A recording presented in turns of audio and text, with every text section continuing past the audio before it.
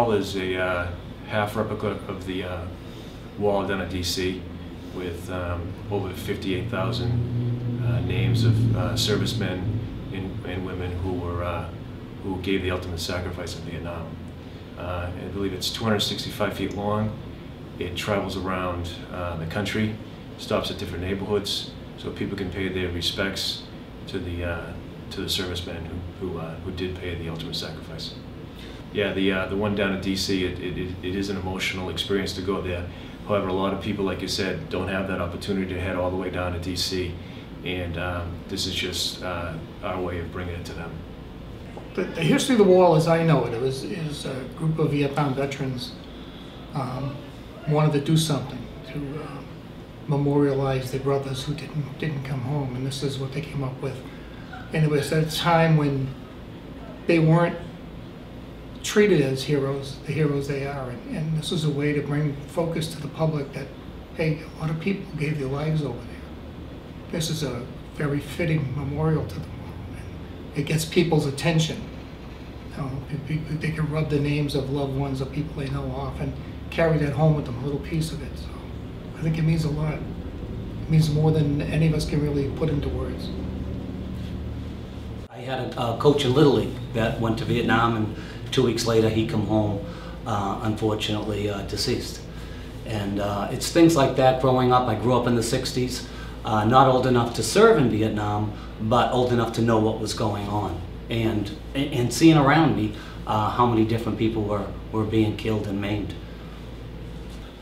One of the guys on the wall, Lance Corporal Paul Reed, he's memorialized up on Baker Street, Baker on the VFW Parkway.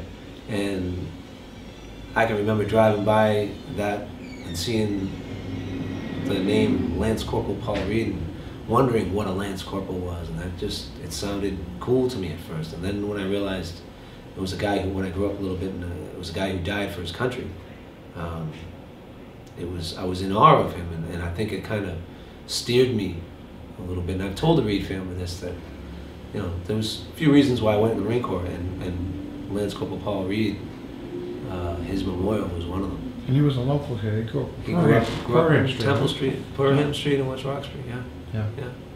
Coming to visit the wall is a very moving experience when you see a man crying because he lost his best friend and his name is on the wall. That really touches everybody. The program is laid out starting with the opening ceremonies at, I believe it's 2 p.m. on Thursday the 17th. And there's going to be a welcoming introduction by Mayor Menino.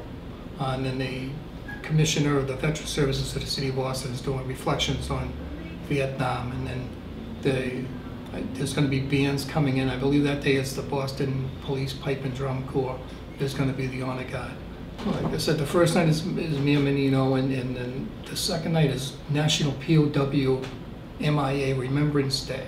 And on that day, the Rolling Thunder group is going to have a ride to the wall from the West Roxbury VA Hospital. They're going to form there, and they're going to ride down Spring Street, Center Street, to the VFW Parkway, then up to VFW Parkway with police escorts.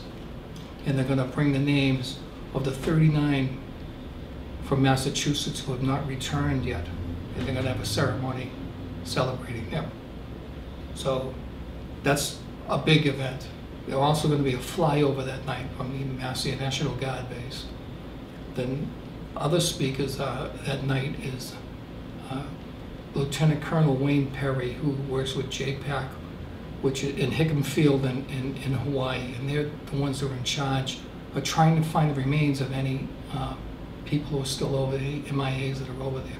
They're still searching, and that's his job right now. So he's going to speak that same night.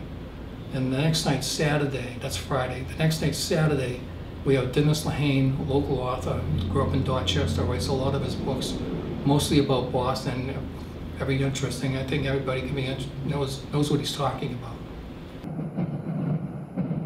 Yeah, I think it's extremely important for Parkway and Boston residents to show up at the moving wall.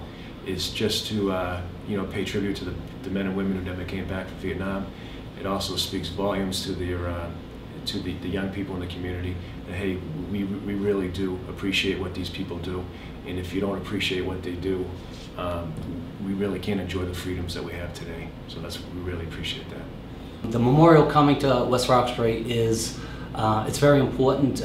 Not many communities get this opportunity. They only accept certain applications, and it hasn't been in Boston in 10 years.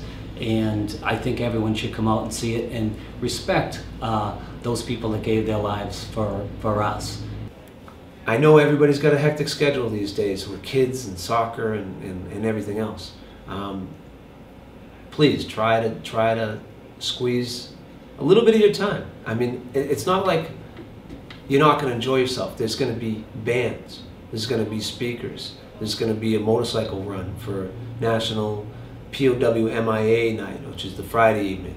It's an absolute perfect setting. It's very picturesque. It's very, I mean, you can't help it when you see the wall and you look over at the Charles River and you'll see the trees and you can see for miles, and it's just Americana. It's just, you'll get a very, very good sense of patriotism, seeing the flag flying up there and the wall itself. It's just an amazing thing, and I really don't want you to miss it.